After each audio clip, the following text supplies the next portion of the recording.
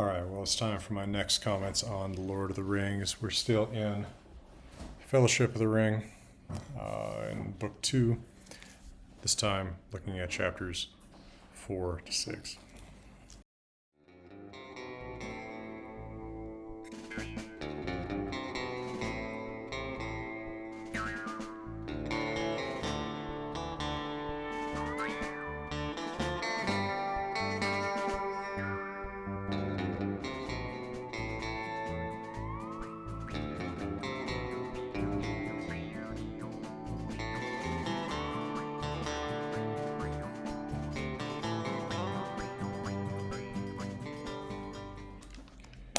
So in these chapters, we really see, one thing that crossed my mind is we really see the origins of, Dungeons and Dragons.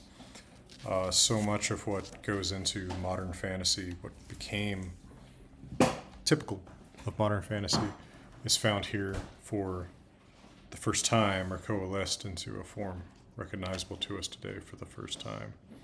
I don't have quite as much to say since these chapters are not quite as long as the last ones, but there are some interesting Old Norse connections here.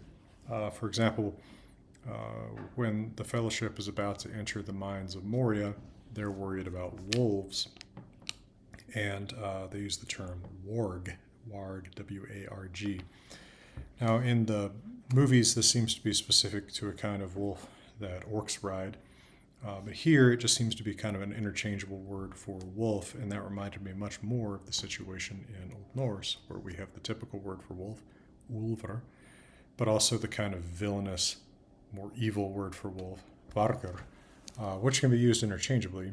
And then both words may also be used interestingly in Old Norse, of monsters that are not wolf-like in form. For example, in the Konungsbok text of Völuspá, the poem that contains the prophecy of Ragnarok, the monster Jormungandr, the Midgard serpent, is called an ulfr.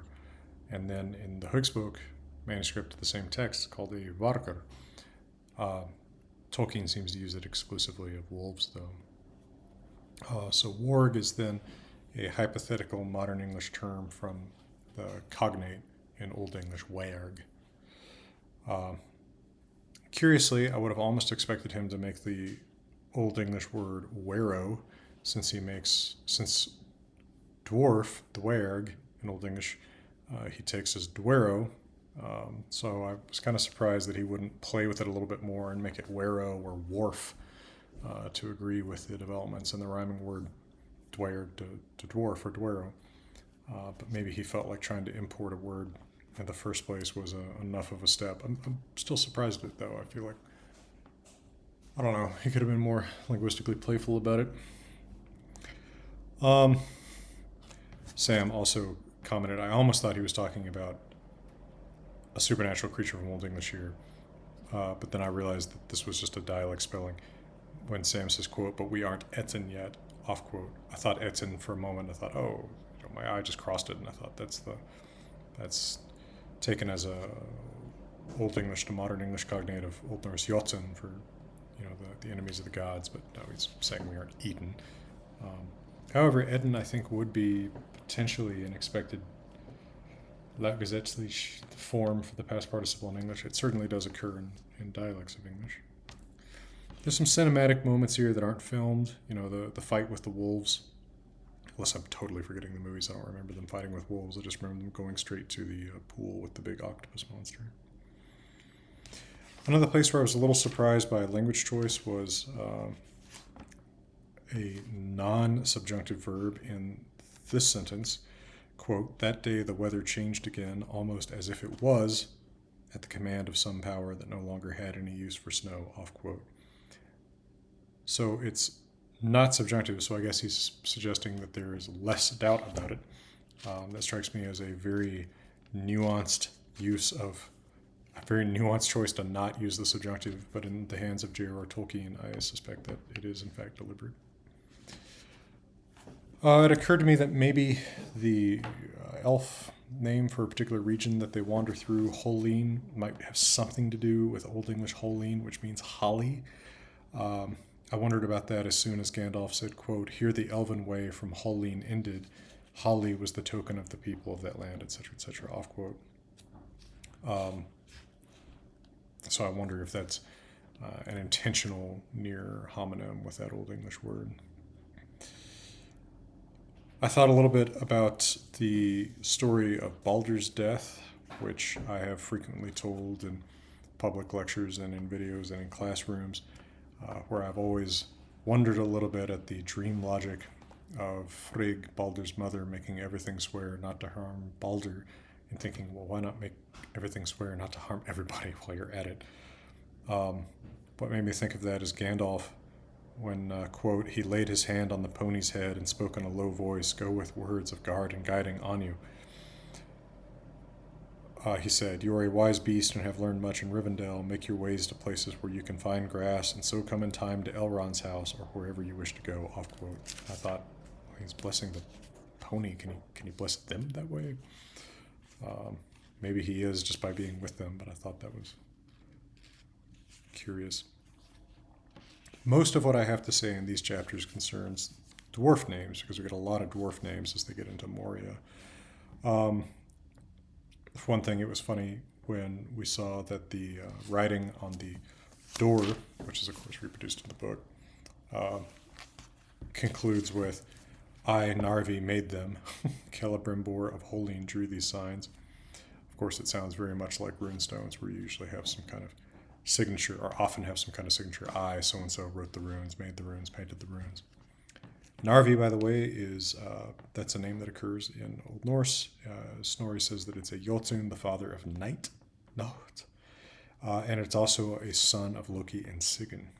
So that's not from the list of dwarf names in Völuspá, but an Old Norse name, as most of the dwarf names seem to be, even though on the page right after that we hear about, quote, "the secret dwarf tongue that they teach to none," off quote. I do look at comments some. It was pointed out to me, and I didn't realize this, that there is supposed to be a dwarf language that they keep sort of private, or at least keep their names private, and they take names in this language related to common that's represented by Old Norse. Okay, I mean, fair enough, interesting. The dwarves certainly have a complicated linguistic history that way. I guess that makes the dwarf language a little bit like, languages of historical peoples in exile, the Romani, for example, kept very private, even while the same people adopt some of the language of the people surrounding them, and probably take names in the language of the people surrounding them.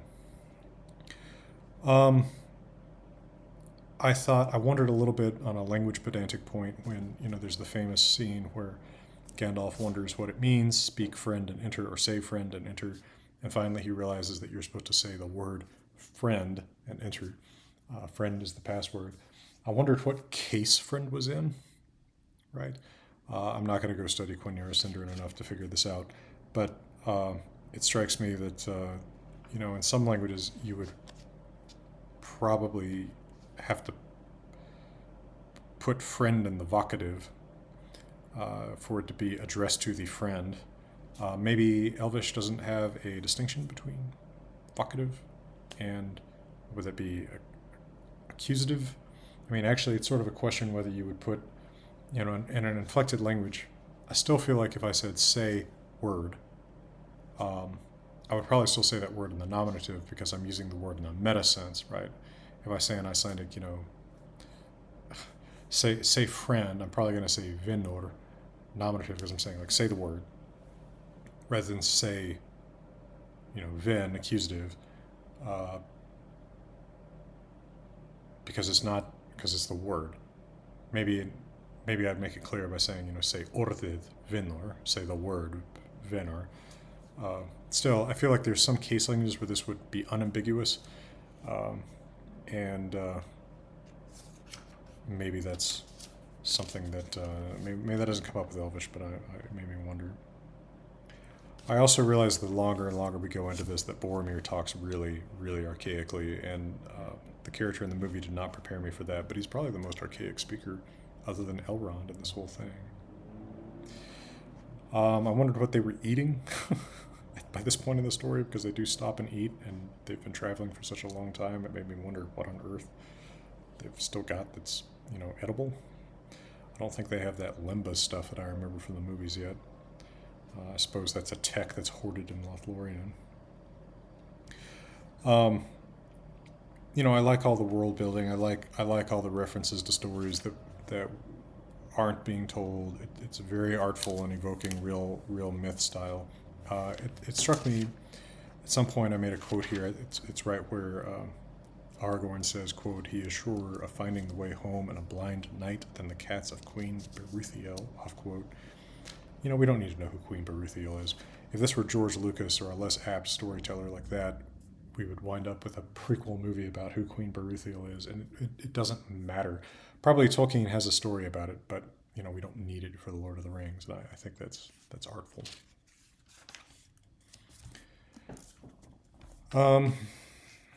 So they start walking into the mines. Some interesting language here. The Dolven halls. Dolven, of course, an archaic past participle to delve, to dig. We see Gimli chant a song which suggests some myths behind the myths, some special myths that the dwarves have inside this world. I thought that was interesting. I thought it was a little bit surprising. I'm sure some British English speakers will tell me that it's not as surprising, but it's a little bit surprising to see a character like Sam, who's supposed to be very plain, say things like, quote, "I should like to learn it," off quote. To me, that's so formal, so archaic in American English. No one says should, or even really understands should in that context on the street. Maybe there's some British English dialects where people say should in the sense of would. I don't know. I haven't met anybody who talks that way. I laughed a little bit, in spite of myself, at the sentence, quote, "He wished with all his heart that he was back there and in those days, mowing the lawn or pottering among the flowers, and that he had never heard of Moria or Mithril or the Ring," off quote. Just made me think of Frodo out with a lawnmower, and maybe the word lawnmower always makes me laugh a little bit because my mom insists that her grandfather invented the lawnmower, so it's an inherently funny thing to me. It's a matter of great pride.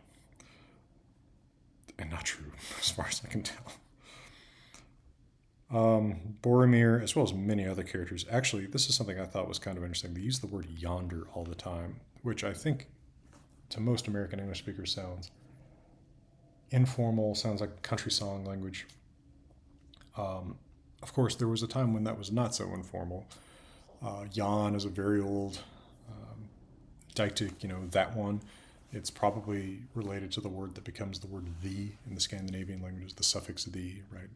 In Norwegian, man, mannen, the man. That N at the end of man is probably related to English yon. It's originally like yon man yon. Yonder is English, that one there, yonder, one of the few places we have a interdental fricative, a the turned into a D, turned into it because it's next to the N.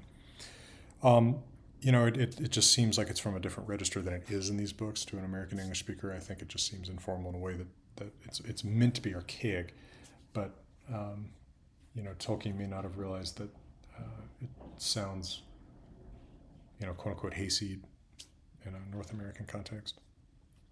So, same thing. Gandalf says "guess" all the time. I guess, quote, "I guess that we are above and to the north of the great gates," etc., off quote. That's in the 2020s. I think I guess sounds really informal. It sounds disinterested, right? Do you want soup for lunch? I guess, right? That's not the sense in which Gandalf uses it. He's literally guessing, but it seems to be a real tick of Gandalf's that he says "I guess" all the time. And of course, that's another case where the register, I think, is different in Tolkien's mind than it is perhaps to modern day American English readers, where it sounds fairly informal. We get into the next chapter, the Bridge of Khazad-dûm, and I thought that the whole thing about the book that Gandalf starts to read with all the notes, the blow-by-blow diary of what's happening as Moria is reclaimed and then falls, seemed like a little bit artificial, little bit of a forced plot point to me. but I didn't hate it. But in that book, we get a lot of dwarf names. So let me give you a quick word from my friends and partners at Grimfrost, and I'll come back and look at some of these dwarf names.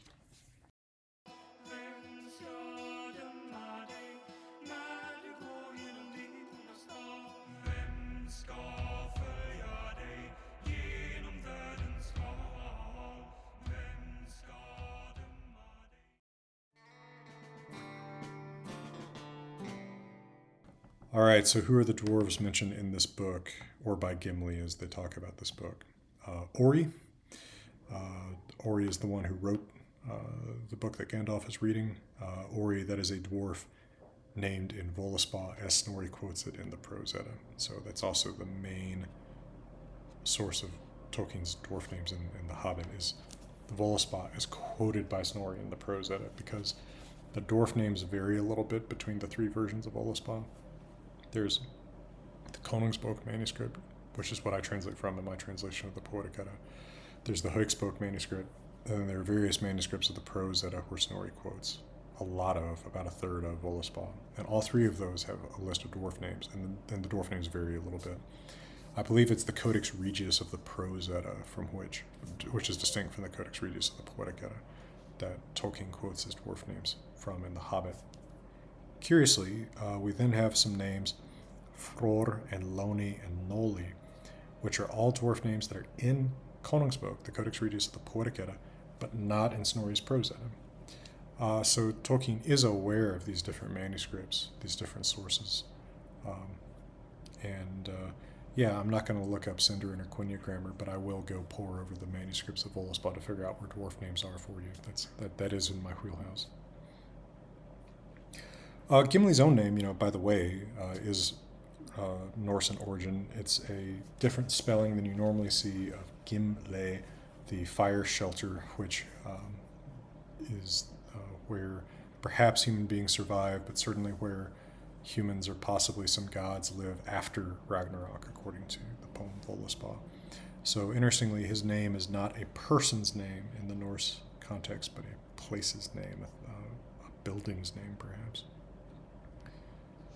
Also the name of the main town in the large Icelandic settlements in Manitoba, I want to say, from the 1870s, when a lot of Icelanders left Iceland for Manitoba amid some bad volcanic eruptions. We hear about Fundin. Fundin is mentioned in the list of dwarf names, both by Snorri and in the Koningsbok text of Voluspa. And then we hear about Doen, which is mentioned only by Snorri. Not all these names, by the way, is it easy to find a meaning for. Some translators have tried to translate these, but a lot of them probably aren't really meant to have translations. Fundin is easy, it means found. Doen is easy, it's probably an archaic past participle for dead. But I don't know that there's a meaning as such for, what are the other, like Ori. Maybe they're intended to sound a little bit funny, but it may also be, especially given the variation between manuscripts and the dwarf names, that some of them have names that people heard different ways over time and didn't understand as words or descriptive. I appreciated the fight with the cave troll was not as marvelly in dialogue as in the movies, right? Gandalf says, quote, "A great cave troll, I think, or more than one," off quote. That's a lot better than the marvelly dialogue in the movies. And they brought a cave troll. All right, I get tired of the marvelly dialogue. Another name that I thought to mention is Frodo, son of Drogo. So Frodo, the Frode element in Old English is wise. It's Froð in Old Norse. Now, as a name, you would expect that to be a weak masculine noun in Old English, Froda, or in Old Norse, Froði. My understanding is that Tolkien takes those Old English weak nouns that end in A, assumes that modern English speakers will hear those as feminine because they end in a letter A, and turns the A to an O, which makes it sound more like the equivalent of a weak noun, an in-stem noun in Latin, masculine. So if we think of Frodo, son of Drogo, as the equivalent of Old Norse Frodi, son of Drogi, what would Drog be? And of course, one possibility is that it's just drug, past tense of draga, dragged. But I also wondered if Tolkien maybe explains this somewhere, but perhaps my naive take on this as an Old Norse person will be interesting to someone. I wondered if it had something to do with what might be an old word for ring, drog. This scratched the back of my memory somewhere, and I went and looked it up in Skaldskaparmál, the second part of Snorri Sturluson's prose edda, where he talks about kinnings for different things. And I remembered right that Snorri quotes a stanza by Ormur Barayarskald, where he calls a woman Draupnis Drogar Dis, the Dis, lesser goddess, fairy, elf, if you will, of the ring of Draupnir, or at least that's the best I can infer Drog means there, because it's describing Draupnir, Odin's ring. Very, obscure word. Don't know why that even occurred to my memory, but I wonder if Tolkien had that in mind. Maybe he explains it differently somewhere. Don't come after me, as they say. But that was the first thought that came to mind. Again, is just an Old Norse person looking at this. I thought the action writing, the descriptive writing in this chapter was good. I mean, it was fast-paced. This chapter was definitely absorbing as a just in terms of action. Gandalf does a lot of wizarding off-screen. He says he had to speak, quote, a word of command, off quote. I don't know what that is. I think I have some sense of what that might mean in a Dungeons and Dragons context, but I don't know what it meant to J.R.R. Tolkien.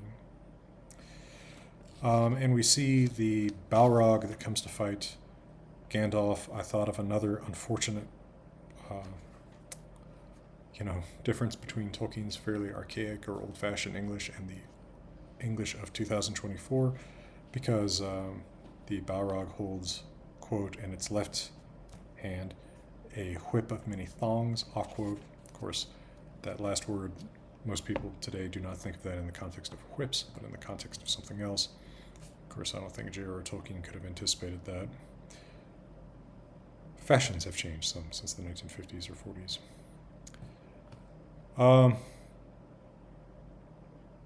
Again, I mean, I just want to say I think the action of the whole scene is really well done.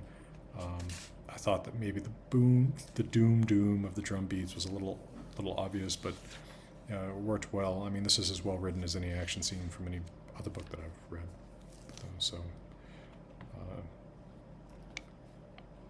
Probably the most evocative and enjoyable chapter to read just on its own. I can see how this is the root of so much of modern fantasy, and especially of something like Dungeons and Dragons, reading through that. Then we get into chapter 6, Lothlorien. There's a good bit of talk at the beginning of this chapter about a torrent, Torrent. Of course, someone of my generation thinks of, what was that called? BitTorrent? Right, that thing people used to, it was like LimeWire, people used to download music on or whatever, right? That's the first thing I think people of my generation think of when we see torrent. Of course, it's an archaic word for waterfall, is what's actually being discussed here. We have another archaic word, mere, for lake, M-E-R-E. Of course, that's cognate with Latin mare, but not from it. Tolkien has some landscape words that I don't even know the meaning of, and yes, I know I can look them up, but I just want to point out when I do have to look words up, heather and whin, W-H-I-N, I had never heard of whin in my life. I thought it was interesting that Gimli wanted Frodo to look into the mirror that apparently has the reflection of Caradhras in it. Even though he hates Caradhras, apparently its reflection is nice to look at. And I actually remembered a part of this chapter from reading it as a kid, because Gimli warns about the river, the Silver Lode, which is probably the place name that sounds the most like it would be around here in all of the Lord of the Rings place names. Quote, do not drink of it, it is icy cold, off quote. And I remember thinking as a kid, but that sounds nice, why wouldn't you want to drink icy cold water? There just wasn't as much to talk about with Lothlorien.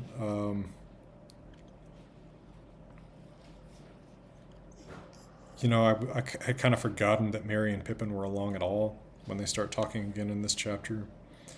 I wondered what Gimli meant when he talked about, quote, the night speech of plant and stone, off quote. I didn't know if that was a poetic way of saying he heard nothing when he says he hears just the night speech of plant and stone, or if maybe in Tolkien's world, plants and stones talk. Hasn't been a lot of that yet, but I can't rule that out, I guess. We see some interesting discussion of how the elves in Lothlorien speak a different dialect. Quote, Frodo could understand little of what was said, for the speech that the Sylvan folk east of the mountains used among themselves was unlike that of the west, off quote. So we have some differentiation between elvish dialects. I think Quenya, I'm not 100% certain of the difference between Quenya and Sindarin. My understanding was that Quenya is like the Latin of the elves, and Sindarin is more like their living language. Of course, I wonder how that works when, since they're immortal, you would have people whose native language is Quenya anyway, because they're that old and come from across the ocean. I don't know. But of course J.R.R. Tolkien would portray the elves as having different dialects in different places. It's all that I meant. Elves are apparently gymnasts because they can cross rivers on ropes. I'm still trying to figure out exactly what Tolkien is picturing with elves, so now I'm just picturing them as, tightrope walkers. Haldir mentions, quote, the Ninth of Lorien, or the Gore, as you would say, for it is the land that lies like a spearhead, etc., off quote. Gore, of course, being an archaic word for spear or spearhead, cognate with Old Norse geir, common word for spear in Old Norse poetry and in names. I thought that it was striking to see Haldir also refer to, quote, the Middle Earth, off quote.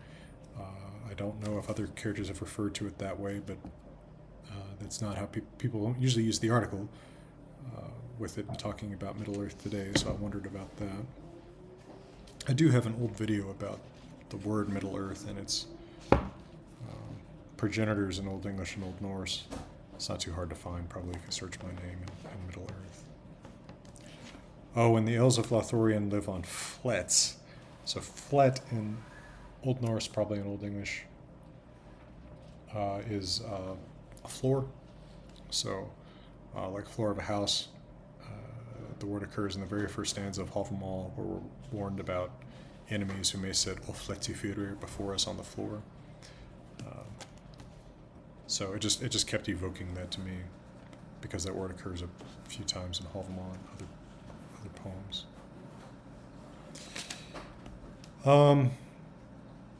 And then I couldn't resist looking up, just on a J.R.R. Tolkien fan site, what exactly Aragorn is saying at the end of this chapter. Apparently this is Quenya, quote, Arwen vanimelda namarie, off quote, when he's in his reverie, thinking of old times. Apparently it's lovely Arwen, goodbye. So we have a hint there for people who will dig into the language about his relationship with Arwen, but I still think that it's kind of neat that that's a much subtler thing in the books than in the movies. All right, well, next time I'll do chapters 7, 8, 9, so that's the Mirror of Galadriel, Farewell to Lorien, and the Great River. For now, thanks for your interest in following along with this series. Thanks to those on Patreon supporting the channel. Hey, if you're on Patreon, remember to request a holiday card if you want one. It is that time of year again. And if you don't have Lord of the Rings or my books and you're looking for gifts or something for yourself to read, I do have an Amazon shop, amazon.com/shop/Jackson Crawford, where you can get the Lord of the Rings as well as my books and some other books, stuff I recommend, Lauren's hair care products, among other things, too. So check that out if you haven't. And anyway, for now, happy Thanksgiving to those celebrating, and from beautiful Colorado, all the best to you.